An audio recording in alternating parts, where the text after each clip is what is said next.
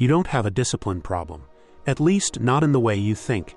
Because if you've ever started strong, felt motivated for a few days, maybe even a few weeks, and then watched everything slowly fall apart, the usual explanation is always the same. You're lazy, inconsistent, you don't want it badly enough, or you just need more self-control. But what if that explanation is wrong?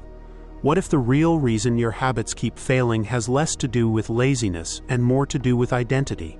Because the truth is, a lot of people are not failing because they picked the wrong habit. They're failing because the habit still feels like it belongs to someone else, and once you see that, a lot of your past starts making uncomfortable sense. You know the pattern. You set the alarm for 5 a.m., buy the journal. Promise yourself this is the week everything changes, start working out, start eating better, and start showing up differently. And for a moment, it feels real.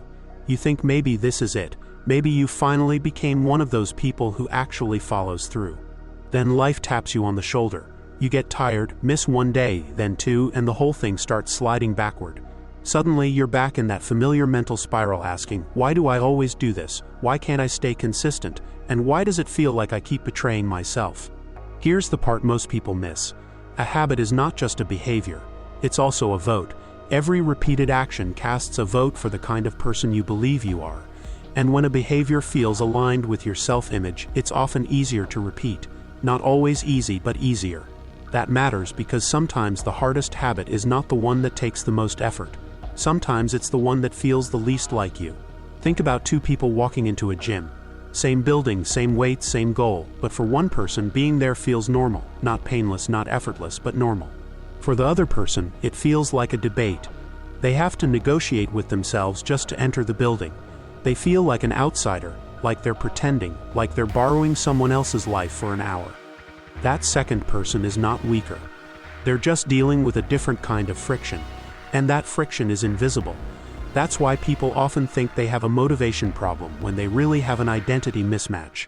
Now let's slow down for a second because this part is important. I'm not saying identity is the only thing that matters, because it isn't.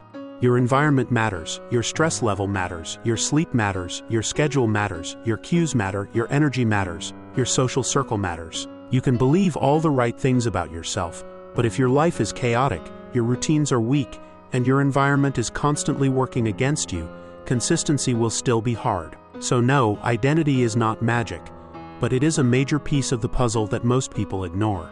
And once you ignore it, you end up doing something that quietly sabotages almost everyone. You try to install a new behavior while keeping the old self-story. That's the trap. You say, I want to wake up early, but I'm not really a morning person. I want to build a business, but I've never been that disciplined. I want to get in shape, but I've always been the inconsistent one. I want to create content, but I'm not the kind of person who follows through. Do you hear the conflict? The goal says one thing, the identity says another, and when that conflict shows up, motivation can cover it for a while. That's the dangerous part, because motivation is persuasive in the beginning. It makes you think the problem is solved.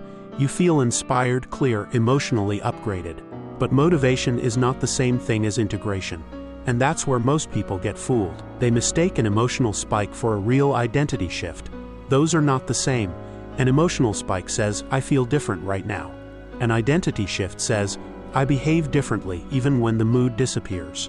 That is a massive difference, because once the excitement fades, people usually fall back toward what feels familiar, what feels normal, what feels believable, what feels like them. And that's why so many habits die after the honeymoon phase. Not because the person was hopeless or secretly lazy, but because the behavior never stopped feeling borrowed. It never became home. Now here's where some self-improvement advice makes things worse. It tells you to just declare a new identity. Just say, I'm disciplined now. Say, I'm a winner now. Say, I'm unstoppable now. And look, there's nothing wrong with affirmations if they help you focus. But let's be honest, if your current lived experience is chaos, inconsistency, and broken promises to yourself, saying, I'm unstoppable can feel less like growth and more like bad improv. Your brain is not stupid. It knows when you're making a claim that feels unsupported. That doesn't mean identity work is fake. It means identity works better when it becomes believable. That's the real standard. Believable.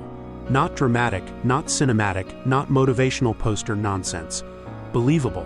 And usually believability comes from two things, a meaningful identity and repeated evidence.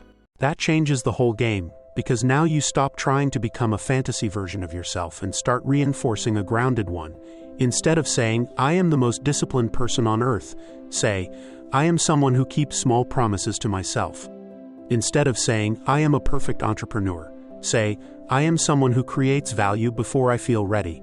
Instead of saying, "I am totally transformed," say, "I am someone who acts on what matters, even in small doses." That is a very different kind of identity. It's not fake, it's directional, and directional identity is far more useful than ego theater. Here's the reframe. Stop treating identity like a trophy you earn at the end. Start treating it like a direction you reinforce in the present. That's where this gets powerful, because identity and behavior appear to work like a loop. The way you see yourself influences what actions feel natural, and the actions you repeat strengthen the way you see yourself. So the question is not whether habits come first or identity comes first. The smarter answer is that they feed each other. That is the flywheel. And once you understand that, you stop asking, "How do I force myself to become a completely different person by next Tuesday?" You start asking, "What is the smallest action that supports the kind of person I want to become?" That question is gold. Tiny actions do something most people underestimate. They reduce inner resistance. Big actions sound exciting, but they often trigger big negotiation. A brutal workout plan, a perfect morning routine, a total diet reset, a content schedule that looks like it was designed by a caffeinated robot. It all sounds impressive until your real life collides with it. That's why tiny actions matter. Not because they look cool, but because they lower the psychological cost of starting. And starting is where identity gets reinforced. If your goal is to become someone who takes care of their body, your anchor might be a 10-minute walk. If your goal is to become someone who creates consistently, your anchor might be writing one sentence. If your goal is to become someone who protects their focus, your anchor might be putting your phone in another room for 10 minutes. Tiny, yes. Meaningless, not even a little, because every time you follow through, you reduce self-distrust. And self-distrust is one of the biggest hidden reasons people stay stuck. A lot of people are not dealing with a productivity problem. They're dealing with a credibility problem with themselves. They have made so many dramatic promises that their own brain no longer buys the speech. This is the week I change. No more excuses. Starting tomorrow, everything is different. And after enough broken promises, something shifts. Your brain starts reacting like a skeptical audience. Sure, we've heard this one before. That's why smaller promises are more powerful than they look. They rebuild trust, and trust is what makes bigger change possible later. This is also why willpower alone is not enough. Willpower matters. It can absolutely help. It can help you start, override comfort in the short term, and push through moments of friction. But it is unreliable when you're stressed, overwhelmed, underslept, emotionally drained, or trying to change too many things at once. That is not a moral failure. That is just being a person and not a Marvel character, which is exactly why systems matter. Good cues, good timing, good environment design, good defaults, small enough actions, and an identity that supports the behavior instead of arguing with it. That combination is much stronger than trying to bully yourself into consistency. So let's make this practical. If you want your habits to actually stick, here's a simple 3-part reset. First, choose an identity statement. Not a fantasy, not a result, not "I am perfect now." An identity. Something like, "I am someone who keeps small promises to myself." "I am someone who creates before I consume." "I am someone who takes care of my body even on imperfect days." "I am someone who handles hard things without disappearing." "I am someone who protects my mornings." "I am someone who finishes what matters in small pieces." Notice why these work. They're specific enough to guide action, but flexible enough to survive a bad day. That is huge, because fragile identities collapse the moment life gets messy. Useful identities survive contact with reality. Second, find proof that this identity is already partially true. This is where most people sabotage themselves. They assume the new identity has zero basis in reality. That's usually false. You may not have a perfect track record, but that doesn't mean you have no evidence. Have you ever shown up when it mattered? Have you ever followed through for someone else? Have you ever built momentum, even briefly? Have you ever pushed through discomfort? Have you ever stayed committed in one area of your life? Good. Those moments count. You do not need a perfect history. You just need enough proof to make the identity believable. So collect receipts, real ones. Maybe, "I did finish that project. I did stay consistent for 2 weeks once. I did show up for that commitment. I did push through that hard season. I did make progress when I had structure. That matters because now you're not trying to trick yourself. You're reminding yourself that the raw material already exists. Third, create one tiny daily anchor. Just one, not 5, not 12, not a life overhaul disguised as a checklist. One anchor. One push-up, one sentence in a journal, one page read, 5 minutes of walking, 10 minutes of focused work, one content idea recorded, 1 minute of stretching before bed. The point is not that the small action changes your life by itself. The point is that it closes the gap between what you claim and what you practice. That is how identity becomes more believable. And once something becomes believable, it becomes repeatable. And once it becomes repeatable, it becomes easier to build on. That is how change actually compounds. Not through one giant heroic transformation, but through repeated evidence that the new story is becoming true. So if you've been beating yourself up for not staying consistent, pause before you call yourself lazy. Ask something better. What identity does this habit support? Does this behavior feel believable for me yet? Is my target too big for my current season? What tiny action would still count today? What proof am I ignoring about the person I'm capable of being?